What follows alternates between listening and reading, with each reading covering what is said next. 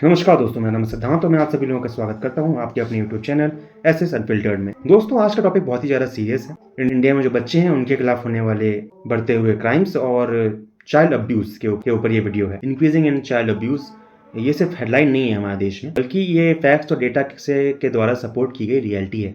इस वीडियो को एंड तक ज़रूर देखिएगा और शेयर भी ज़रूर कीजिएगा ताकि अवेयरनेस लोगों तक फैल सके।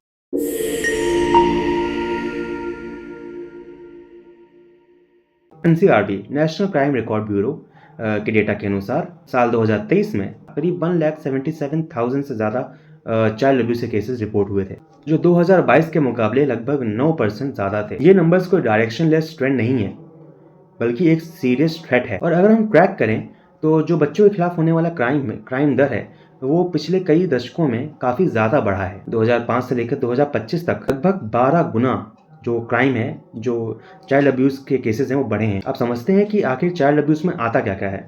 तो चाइल्ड अब्यूज़ के मामलों में सबसे ज़्यादा जो मामले सामने आते हैं वो होते हैं बच्चों की किडनैपिंग के और बच्चों की किडनैपिंग करके और फिरौती मांगने को लेके। और जो दूसरे केसेस आते हैं उनमें आते हैं पॉक्सो एक्ट के अंदर जो सेक्सुअल ऑफेंसेस होते हैं बच्चों से जुड़े हुए, उनको लेकर। कुछ केसेस में बच्चों का मर्डर या मर्डर करने की कोशिश तक शामिल। इंडिया ट्रैकर डेटा के हिसाब से 2023 किडनैपिंग और एब्डक्शन के कम से कम 80,000 केसेस जो हैं वो रिपोर्ट हुए थे।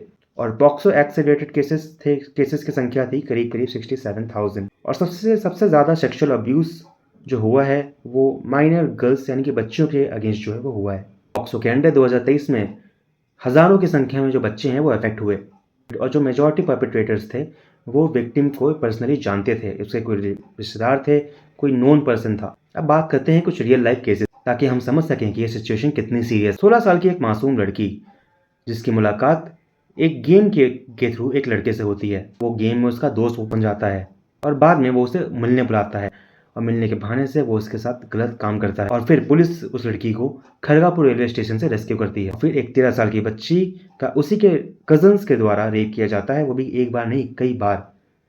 और वो कजन्स भी माइनर बच्चे थे। बच्चे उसकी वीडियो बनाते हैं और उसे फिर उन्हीं वीडियोज़ के थ्रू ब्लैकमेल करते हैं। इसके बाद पुलिस उन बच्चों को पॉक्सो एक्ट के अंदर गिरफ्तार कर लेती है। जनवरी 2026 में एक 30 साल के युवक को भी पॉक्सो एक्ट के अंदर कन्विक्ट किया गया था और नागपुर कोर्ट ने उसे 20 साल जेल की सजा सुनाई है। 2024 से लेकर 25 तक इस एक साल में 15 से ज़्यादा केसेस ऐसे हैं जिनमें कोई ना कोई एजुकेशनल इंस्टीट्यूशन इन्वॉल्व है, जैसे कोई स्कूल या हॉस्टल।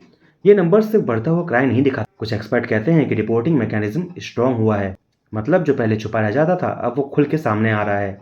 अब लोग भी पुलिस और हेल्पलाइन नंबर्स पे कॉल करके खुद इन्फॉर्म कर रहे हैं जब उनके किसी अपने के साथ बुरा होता है। बल्कि पहले ऐसा नहीं होता था। पहले लोग समाज के डर से और बदनामी के डर से केसेस छुपा लेते थे और उन्हें सामने नहीं आने देते थे। तमिलनाडु में 2024 से 23 के बीच में पॉक्सो केसेस 52% ज़्यादा रिपोर्ट हुए हैं, जो अवेयरनेस और रिपोर्टिंग का सिग्नल भी हो सकता है। क्राइम डेटा बताता है कि इंडिया में बच्चों के खिलाफ होने वाला क्राइम हर 3 मिनट पे एक रिपोर्ट होता है। 98% सेक्सुअल ऑफेंसेस में जो परपेट्रेटर होता है वो विक्टिम का रिलेटिव होता है, यानी कि जानने वाला होता है, कोई फैमिली मेंबर या नेबर। और बहुत सारे केसेस स्कूल, कम्युनिटीज और कॉलोनीज में होते हैं। अब सवाल ये है कि हम इसमें क्या कर सकते हो। अगर आप अपने आसपास किसी भी तरह के चाइल्ड अब्यूज को नोटिस करते हैं तो 1098 हेल्पलाइन नंबर पर तुरंत कॉल करें।